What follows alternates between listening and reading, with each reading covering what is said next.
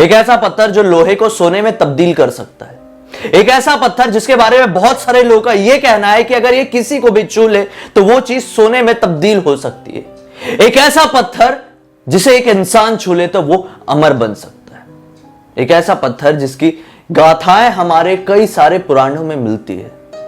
ऐसे पत्थर का नाम है पारस पत्थर। यह पत्थर कहीं और नहीं हमारे इस दुनिया में मौजूद है, बल्कि हमारे इस भारत में मौजूद है।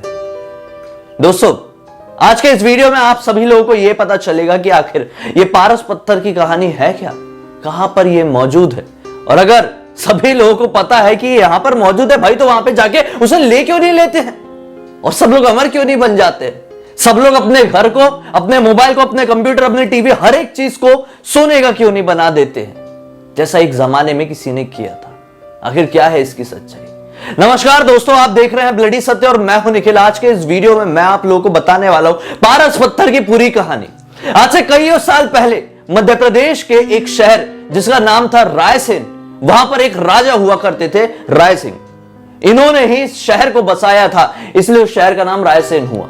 दरअसल दोस्तों, उनका एक ऐसा किला था जिस किले में आए दिन बहुत सारे राजा आक्रमण करते थे, और आक्रमण करने का कोई नॉर्मल कारण नहीं था, बल्कि यह पारस पत्थर को ही पाना था।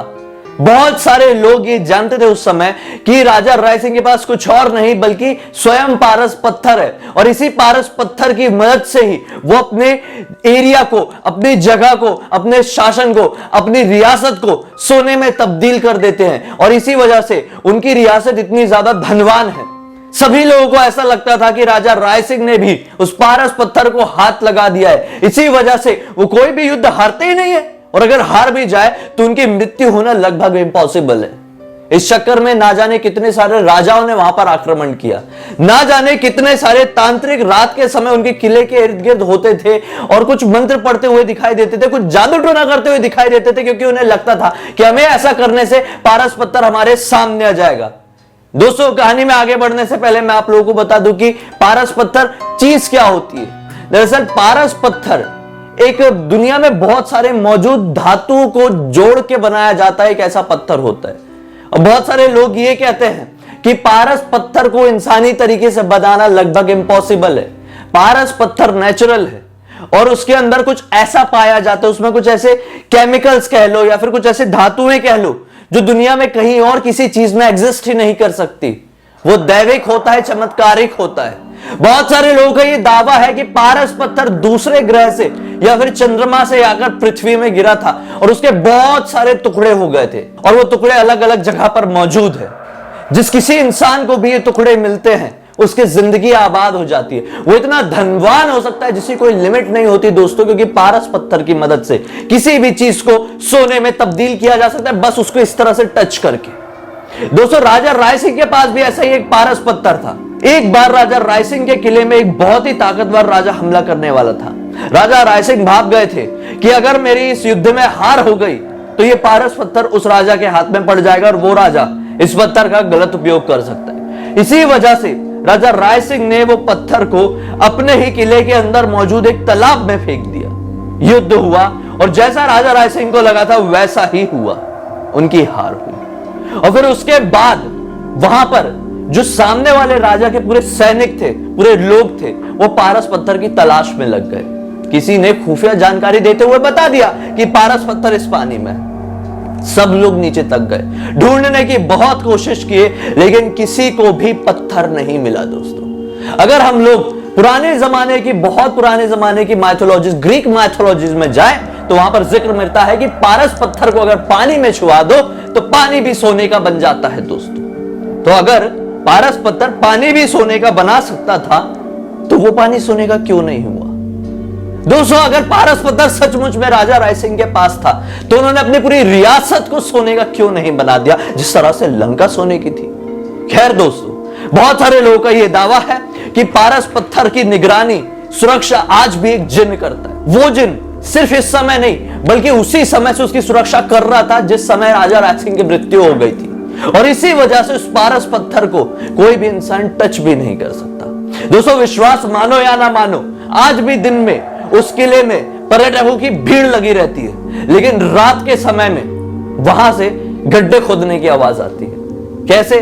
बहुत सारे लोगों ने यह सुना है सुबह उठ के जब लोग वहां पर जाते हैं देखने के लिए तो जगह जगह पर गड्ढे खुदे हुए पाए जाते हैं। तांत्रिक लोग यहां पर आकर अपनी काली शक्तियों की मदद से पारस पत्थर को निकालने की कोशिश करते हैं। तो वहीं पर बहुत सारे लोग ये दावा करते हैं कि जो कोई भी इंसान इस पारस पत्थर को यहां पर ढूंढने की कोशिश करता है उसका दिमागी संतुलन खो जाता है, वो पूरी तरह से पागल हो जाता है, क्योंकि वो जिन नहीं चाहता कि ये पारस पत्थर किसी भी गलत इंसान के हाथों में लगे।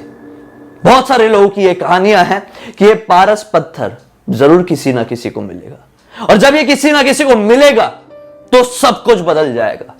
सब आप सोच के देखिए एक बार, दुनिया में क्या कुछ नहीं बदला जा सकता है इस पारस पत्थर की मदद से। खैर दोस्तों, ये पहेली तो शायद हमेशा के लिए पहेली ही रह जाएगी कि आखिर पारस पत्थर सचमुच में रायसेन किले में मौजूद है या फिर कहीं और मौजूद है, या फिर ये सचमुच में एग्जिस्ट करता है या नहीं। दोस्तों, हम लोग अपने पुराने लोगों की बातें सुने तो एक टिटहरी नाम की पक्षी होती है जो अलग तरह अजीब तरह की आवाज करती है, जिसकी आवाज थोड़ी डरावनी होती है। वो अंडे देती है, उसके अंडे भी बड़े अलग तरह के दिखाई देते हैं, जैसे कि कंकड़ पत्थर हो, उस शेप के नहीं बल्कि उस डिजाइन के होते हैं। लोगों का यह कहना है कि टिटहरी भी अपने अंडों को फोड़ने के लिए उस पारस पत्थर का ही इस्तेमाल करती है। टिटहरी कहीं से जाती है, पारस पत्थर लेके आती है और उस पत्थर की मदद से अपने अंडे फोड़ के बच्चों को निकालती है। यानी कि अगर किसी भी इंसान को टिटहरी मिल जाए और अगर उसने अंडा दी हुई है और वो पारस पत्थर ढूंढ रही हो और उसे आपने ढूंढ लिया तो आपके हाथ में भी पारस पत्थर लग सकता है। इतना आसान है, कोशिश करके देख सकते हैं। खैर दोस्तों, इस तरह की कहानियां तो कहानियों में ही रह जाती है और हमें कंफ्यूज करके चली जाती है कि आखिर चीजों में सच्चाई कितनी होगी।